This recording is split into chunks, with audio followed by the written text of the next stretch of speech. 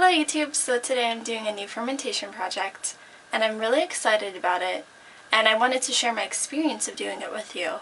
I first want to preface this by saying I'm by no means an expert in this field. I've never done this before. This is my first attempt, but I did just want to share how it goes with you.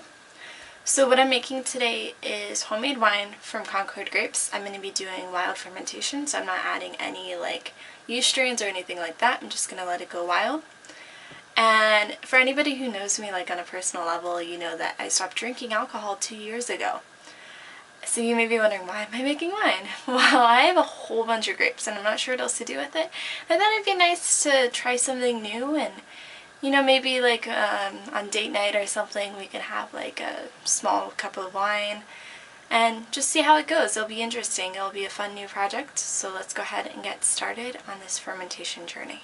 So my first step was to go ahead and sanitize these, I guess. This is an old vessel that I made kombucha in that I know has lots of different bacteria and yeast strains in it. So what I did is I just rinsed some white wine vinegar in there and then put some boiling water in there and just swished it around. I also did the same for the bamboo bowl that I'm going to be using just because I'm constantly making kombucha in these things. So I just wanted to go ahead and give them a quick clean so I don't contaminate my strain. That's step one. Here are the grapes. I have 15 pounds of Concord grapes. Thank you to Richard's aunt for giving us all of these beautiful grapes from her grapevine. She had a huge crop this year and didn't know what to do with them, so she thankfully shared some with us. So the next step will be to go ahead and remove the grapes from the vine. So I will add them to my bowl, and then any ones that are underripe or that are already broken or look weird, I will just throw in the compost. Alright, so I will sort through this 15-pound bag of grapes and I will get back with you as soon as I'm done. All done. So I have 6 pounds of grapes set aside. The next step in this process is I'm just going to transfer grapes to the smaller bowl here. And I have a wooden tamper. I will just use it to crush the grapes, making sure to get most of the juice out of them. Making sure that they all get squished. It gets nice and juicy.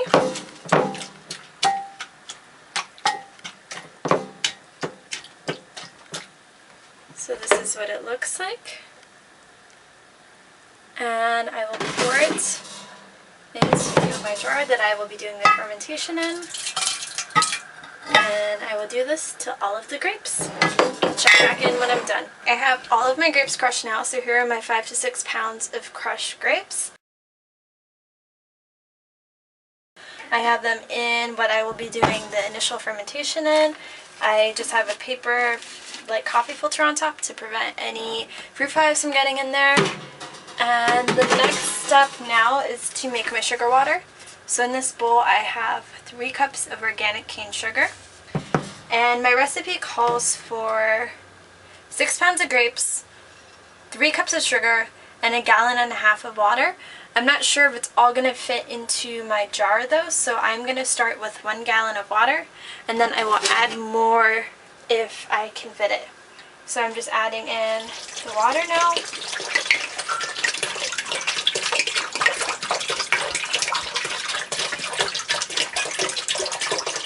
I'm going to do halfway just so I don't make a huge mess by spilling.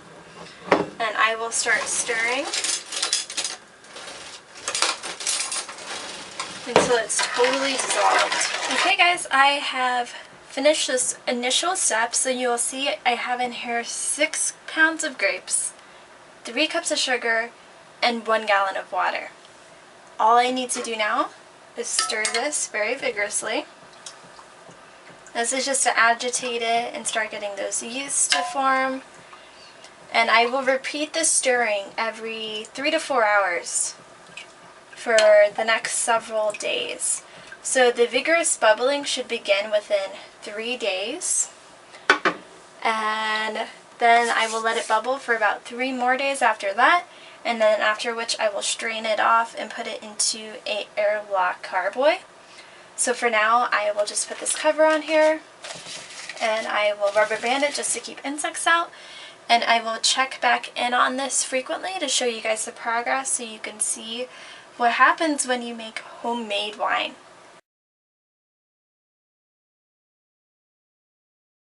It's been 21 hours since I started the wine. I stirred it about 3 or 4 times yesterday, and all the grapes have floated up to the surface. I see some very tiny bubbles around the perimeter, and I'm just going to go ahead and give it a nice stir. I'll do this several times today.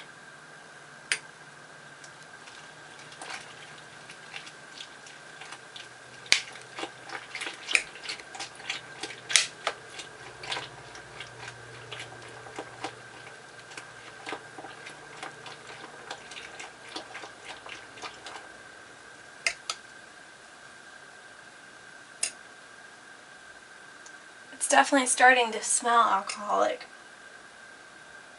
It is morning 3. We have lots and lots of bubbling happening going on inside the vessel.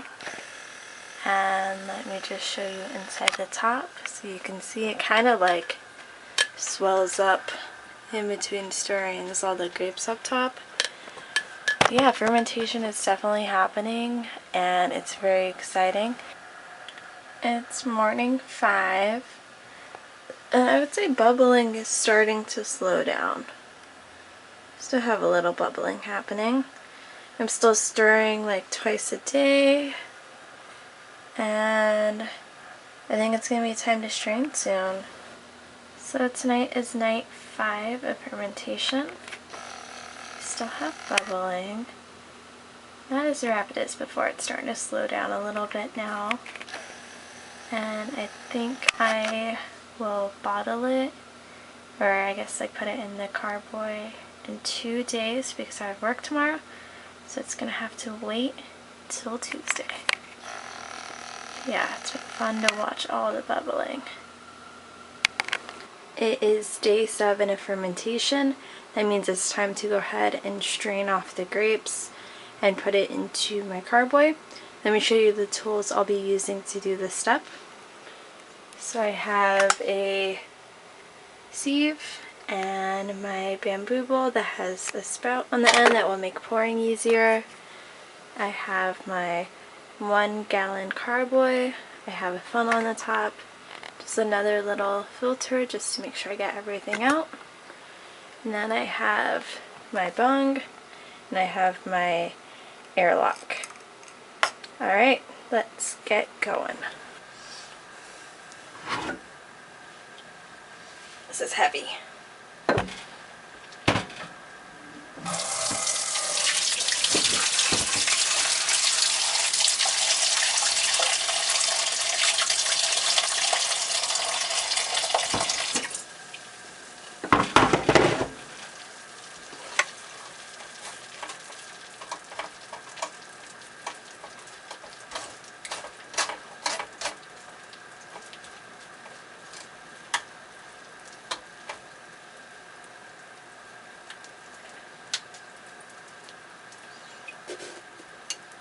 Okay, I will just go ahead and keep on continuously pouring it into the jar as I go.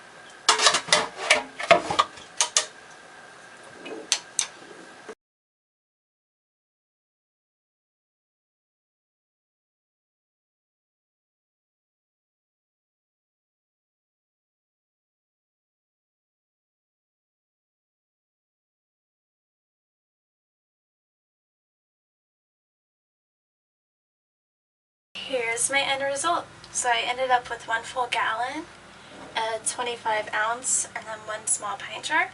This will be enjoyed over the next couple days. This big guy I will allow to ferment until New Year's, so a couple months. then this one I'll probably let go even longer than that, but we'll see how it progresses over time, and I will start enjoying this one right now. It's sweet and slightly alcoholic. Tastes really good. And thank you guys so much for watching my video on how to make wine. I hope you learned something new. If you have any questions, just leave them below in the comments and I will try and answer them to the best of my knowledge. Bye.